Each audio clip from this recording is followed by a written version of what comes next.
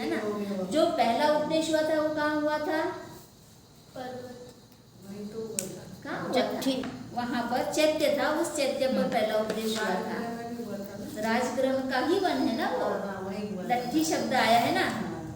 लट्ठी one के सुप्रतिष्ठित चैत्य में, लट्ठी वन का नाम है जो बहुत ही प्रसिद्ध है, सुप्रतिष्ठित है, यानी उसकी एक मान है, सम्मान है उस जगह का। वहाँ पर चैत्य है, उस चैत्य में उनका उपदेश। वेणुवन अलग है, अभी वेणुवन की बात ही कहाँ आई है, अभी लट्ठी वन की बात आई है जो राजगृह में है। लट्ठी वन में एक चैत्य है, वहाँ पर उनका ये उपदेश हुआ था, जहाँ पर ये सारे गृहस्थ ब्राह्मण थे और राजा बिंबिसार भी थे, और वहाँ उनसे प्रभावित होकर उनके उपासक बने और फिर उनको भोजन का निमंत्रण दिया। अब भोजन हो गया, उसके बाद में दूसरा प्रश्न आ रहा है मन में राजा बिंबिसार के कि ये कहाँ पर रुकेंगे, कहाँ विहार करेंगे, है ना। जो कि हाँ देखो कहाँ विहार करेंगे, तो और क्या सोच रहे हैं उसके बारे में, जो कि गांव से न बहुत दूर हो, न बहुत समीप हो। विहार उनका कहाँ होना चाहिए? गांव से अधिक दूर भी नहीं और अधिक पास भी नहीं।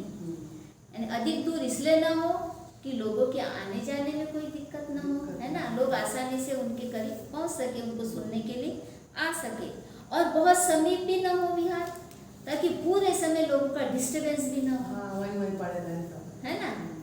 बहुत हो हल्ला होता है गांव के करीब में, तो ये दोनों बातों का ध्यान रखना है राजा बिंबिसार को इनके विहार के लिए। कहाँ इनका विहार हो, न गांव से दूर हो न पास हो, इच्छुकों के आने जाने लायक हो, जो भी उनसे मिलना चाहे उनको आने जाने लायक वो होना चाहिए।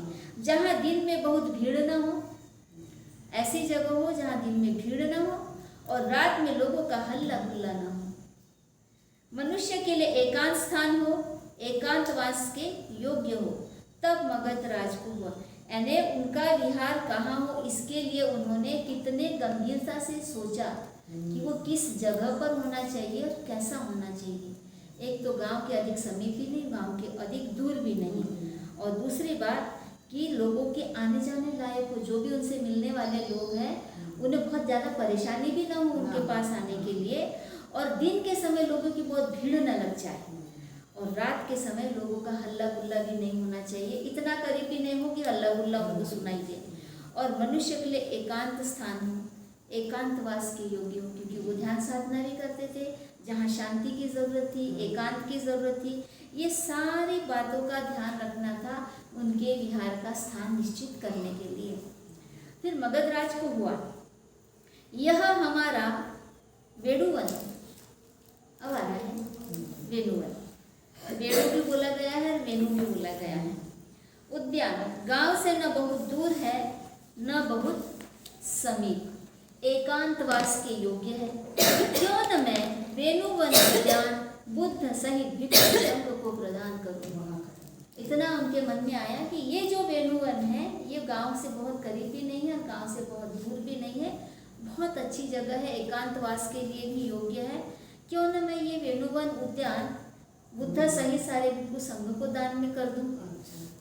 तब मगधराज ने भगवान से निवेदन किया, भंते मैं वेणुवन उद्यान बुद्ध सहित भिक्षु संघ को देता हूँ। देखो कैसे शब्दों का प्रयोग कितना सुंदर कर रहे हैं, बुद्ध सहित भिक्षु संघ को, क्योंकि उनके साथ में 1003 शिष्य है ना, तो बुद्ध को ही नहीं दे रहे हैं, तो बुद्ध सहित संघ को दे रहे हैं, यानी सभी के लिए है वो, संघ के लिए। भगवान आराम स्वीकार करे, आराम स्वीकार करें यानी ये जो वेणु उद्यान है ये आपके आराम के लिए है, आराम करने के लिए है, इसलिए वो दान दे रहे हैं। क्योंकि जो प्रचार प्रसार का काम है वो तो घूम घूम के करना है ना, घूम घूम के। उन्होंने तो भिक्षुओं को बोला ना, चरत भिक्षवे चारिका, है ना, यानी चलते रहो, लोगों के हित और सुख के लिए धर्म का प्रचार करते रहो, लेकिन उनको भी आराम की जरूरत पड़ती है, इसीलिए कई जगह पर संघाराम बनाए गए। तो यहाँ वेणुवन जो दान दे रहे हैं संघ को, तो कह रहे हैं भगवान ये आराम स्वीकार कर, ऐसे नहीं बोल रहे कि ये वेणुवन स्वीकार कर, इस वेणुवन में तुमको आराम भी मिलेगा, है ना, आराम भी करोगे।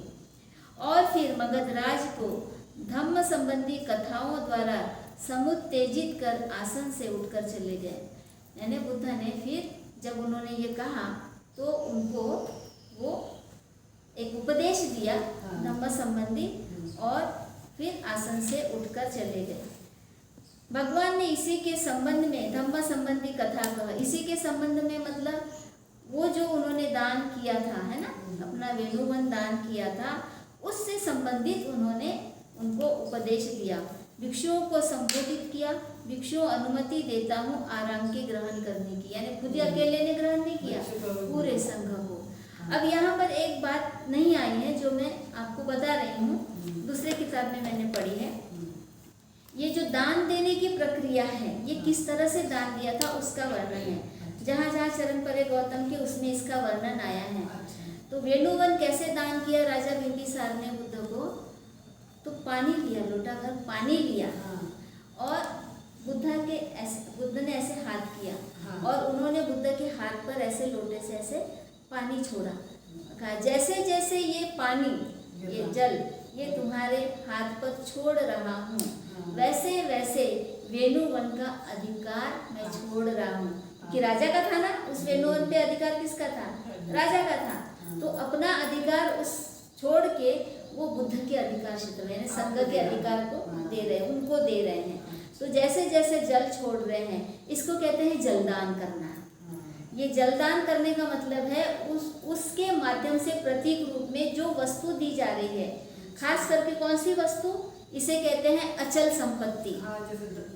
अचल संपत्ति जो चल नहीं सकती उसको अचल संपत्ति कहते हैं। दो तरह की संपत्तियां होती है, एक चल संपत्ति और एक अचल संपत्ति होती है। जो चलती है वो चल संपत्ति कौन सी है, धन, पैसा, वस्तुएं, भोजन, पैसा, और जो एक हाथ से दूसरे हाथ में जा सकता है, हाथ से दे सकते हैं, ऐसे बहुत सारी संपत्ति। उसमें सोना, चांदी, हीरे, जवाहरात, पैसे, ये बहुत सारी चीजें आते हैं, वस्तुएं आती है जो दान में दे सकते हैं, ऐसे उठा के दे सकते हैं। ये एक जगह से दूसरे जगह, जैसे ये सामान भी है, इसको भी दान करना है तो ये भी चल संपत्ति, एक जगह से दूसरी जगह हम ले जा सकते हैं। लेकिन जमीन जो है वो अचल संपत्ति है, क्योंकि वो चल के कहीं जा नहीं सकती, आदमी को वहां जाना पड़ता है लेने के लिए और वहीं बसना पड़ता है। समझ गए? तो ऐसी अचल संपत्ति देते समय जलदान की प्रक्रिया की जाती है। जलदान दे रहे हैं तो उसके माध्यम से वो अचल संपत्ति वो संघ को दान में दे रहे हैं, ऐसा उसका मतलब होता है। आजकल लोग क्या कर रहे हैं, जलदान किस तरह से कर रहे हैं, मृत्यु के समय में कर रहे हैं। मरे हुए व्यक्ति को जलदान दे रहे हैं। मरा हुआ व्यक्ति जल नहीं पीता, वो तो खत्म हो गए ना, उसके जो 4 तत्वों से बना हुआ था, चारों तत्व तो वातावरण में विलीन हो गए। अब उसका शरीर का कौन सा हिस्सा बचा है, कुछ भी नहीं बचा है, कोई भौतिक पदार्थ नहीं बचा हुआ है, ना मन है। पानी तो जिंदा आदमी पीता है, और ये पीने के लिए नहीं दे रहे हैं, ये तो प्रतीक रूप में दे रहे हैं अचल संपत्ति दान में। तो ये मरे हुए व्यक्ति को जलदान करने का इसका कोई मतलब नहीं निकलता। लोगों को नहीं समझ में आ रहा क्योंकि कोई समझा नहीं रहा है। दरअसल ये है कि जो व्यक्ति गुजर गया है उसके ऊपर से अब हमारा अधिकार छोड़ रहे, आसक्ति छोड़ रहे। जो खत्म हो गया है उसके साथ में जो रिश्ता था, जो संबंध थे, जो भावनाएं थी, जो जुड़ाव था, वो सब छोड़ रहे हैं।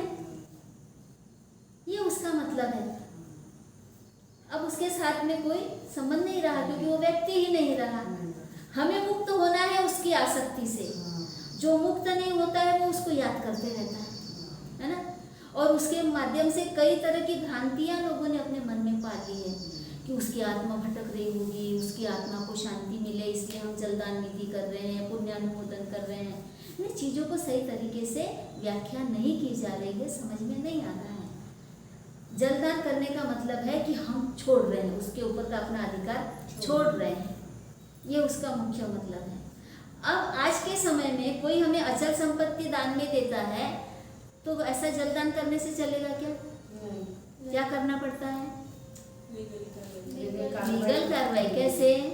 डॉक्यूमेंटेशन करना पड़ता है, अभी डॉक्यूमेंट बनाना पड़ता है कोर्ट के माध्यम से, है ना।